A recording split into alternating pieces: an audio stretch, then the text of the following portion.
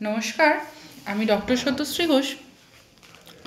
আপনারা সবাই হয়তো জানেন বা আমিও এখানে চেম্বারে বসে আমাদের ল্যাবে বসে দেখতে পাচ্ছি এই রাজারহাট অঞ্চলে প্রচুর ডেঙ্গু ফিভারের পেশেন্ট বেড়ে গেছে, প্রচুর মানুষের ডেঙ্গু জ্বর হচ্ছে। তো এখানে আমাদের এখানে ব্লাড টেস্ট করতে আসতেও দেখছি প্রচুর মানুষের NS1 পজিটিভ হচ্ছে। এমনি অনেকে টেস্ট করাচ্ছেন না, তারা এমনি এসে দেখাচ্ছেন, তাদেরকে জ্বর তো হচ্ছেই। তাই ভাবলাম আমি আজকে আপনাদের সাথে ডেঙ্গু নিয়ে কিছু কথা আলোচনা করব, যে ডেঙ্গু জ্বর হলে আমরা কি দেখে বুঝবো, কি সিমটমস আসে, বা কখন টেস্ট করব, বা টেস্টের কোন রিপোর্ট দেখে আমরা বুঝতে পারবো যে আমাদের ডেঙ্গু জ্বর হচ্ছে।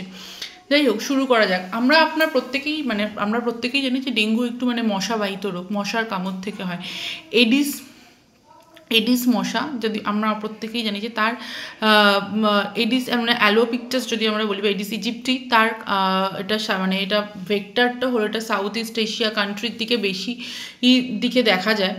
তো এটা এটা কিছু সিমটমস আমরা প্রথমে ডেঙ্গুর খুব যখন কমপ্লিকেশন হয় তখন আমরা বলি ডেঙ্গু হেমারেজিক ফিভার। এটা নিয়ে আমি আরেকটা ভিডিও করব।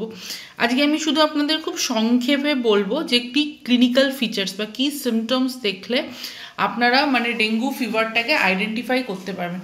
জানেন তো, আমরা যেটা ইনকিউবেশন পিরিয়ড ধরি সেটা হলো ডেঙ্গু 2 থেকে 7 দিন। এই যদি প্রোডম পিরিয়ডটাকে বলি তাহলে 2 দিনের মধ্যে আমাদের যে ম্যালাইস গা হাত পা ব্যথা আর মাথা ব্যথা শুরু হয়।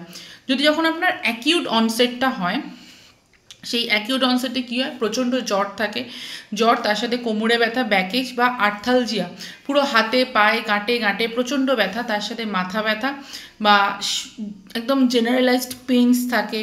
পেইনটাকে এই ডেঙ্গু ফিভারটাকে আমরা আরেকটা কথায় বলি ব্রেক বোন ফিভার। একদম এত যন্ত্রণা গা হাত পা ব্যথায় গা হাত পায়ে হয়, যেটা মানুষজন এসে সবার প্রথম আমাদের পেশেন্টরা এসে একটাই কথা বলছে কি, দিদি কয়েকদিন ধরে জ্বর থাকছে, তার সাথে প্রচণ্ড পরিমাণে গা হাত পা ব্যথার প্রকোপ দেখা যাচ্ছে। তার সাথে কি হয় যে পেন, একদম চোখ আপনি এইভাবে ঘোরাতে পারবেন না, পেন অন আই মুভমেন্ট, প্রচণ্ড পরিমাণে চোখ থেকে জল পড়ছে। তারপরে ধরুন আপনার না খিদে পাওয়া, বমি বমি ভাব, তার সাথে বমি হওয়া, প্রচণ্ড পরিমাণে গলা ব্যথা, বা তার সাথে সর্দি কাশির মতো সমস্যা।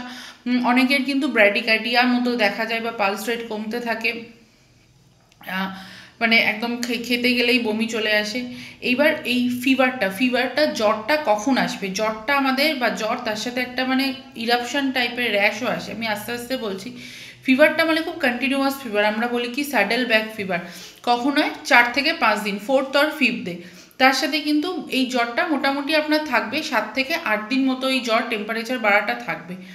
এবার প্রথম 1-2 দিনের মধ্যে আপনি কি দেখবেন, দেখবেন ম্যাকিউলার র্যাশ, একটা খুব লাল লাল লাল লাল টাইপের সারা গায়ে ভরে যাবে প্রথম 1-2 দিনের মধ্যে। তার সাথে কি হবে, 3 থেকে 5 দিনের মধ্যে ওই র্যাশটা আপনার দুটো গায়ে, হাতে, আস্তে আস্তে খুব হাতের তলায়, পায়ের তলায়, এইভাবে র্যাশটা আপনার খুব ছড়াতে থাকবে।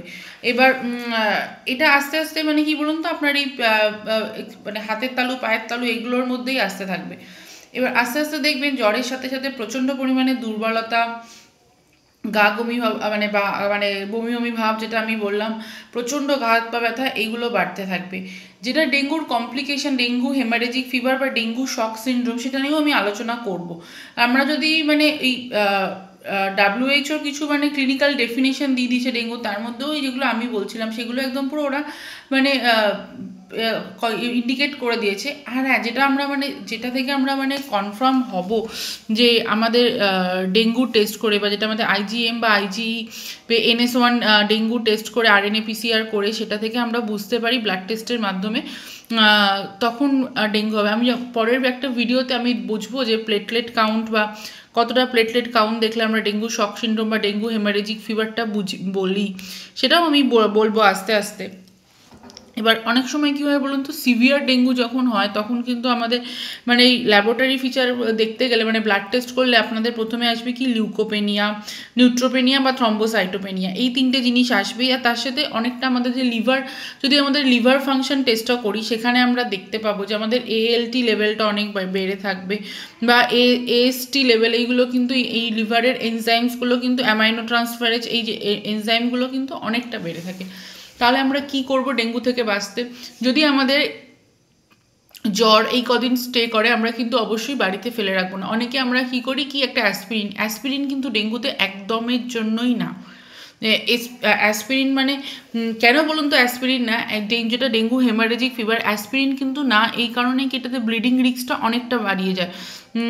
অনেক সময় দেখা যায় কি মানে কর্টিকোস্টেরয়েড দিলেও কিন্তু কোনো হেল্প আসে না। যাই হোক, যদি আমাদের ওষুধের কথা হয়তো পরে আসে, যদি আমাদের ডেঙ্গু ফিভার বা এরকম ধরনের জ্বর, তার সাথে গা হাত পা ব্যথা বা এই যে ধরনের সিমটমসগুলো আমরা বললাম, একদমই ফেলে রাখবেন। আমরা নিকটবর্তী কোনো চিকিৎসক বা স্বাস্থ্যকেন্দ্রে গিয়ে যোগাযোগ করুন, বা তার সাথে যদি অন্য কোনো কমপ্লিকেশান আছে, যদি কারোর বাড়িতে প্রেগনেন্ট মহিলা বা কোনো কমপ্লিকেশনকেটেড কোনো রোগ থাকে বা কোনো বয়স্ক মানুষ থাকে, তাদের বাড়িতে যদি এই ধরনের রোগ দেখা যায়, তারা কিন্তু অবশ্যই জ্বর হলেই, জ্বর স্টে করলেই, তার সাথে এরম ধরনের সিমটম আসে, নিকটবর্তী কোনো চিকিৎসা কেন্দ্রে যোগাযোগ করুন। বা কোনো অসুবিধা হলে আপনারা কিন্তু আমার সাথে যোগাযোগ করতে পারেন। ডেঙ্গুর প্রকোপ কিন্তু এই সময় খুব প্রত্যেক বছরের মতো এই সময় তো প্রচণ্ড পরিমাণে বাড়ছে। স্পেশালি আমাদের রাজারহাট এলাকার লোকজন, আপনারা হয়তো নিউজেও দেখে থাকবেন বা আমি নিজে পেশেন্ট দেখতে গিয়েও বুঝছি, রাজারহাট এলাকাতে প্রচুর পরিমাণে ডেঙ্গু কেসের সংখ্যা বেড়েছে। আমরা স্বাস্থ্য ভবন থেকেও দেখতে পাচ্ছি রিপোর্টে। তাই সবাই খুব সাবধানে থাকুন, ভালো থাকুন, সবাই ঢাকা পোশাক পরুন, বাড়িতে মশারি ব্যবহার করুন, বাড়ির পাশে ব্লিচিং ছড়ান, জল জমতে দেবেন না। এই ধরনের এগুলো তো সবাই আমরা প্রত্যেকেই জানি, এগুলো বলার কিছু নয়। সবাই ভালো থাকুন, সুস্থ থাকুন, নমস্কার।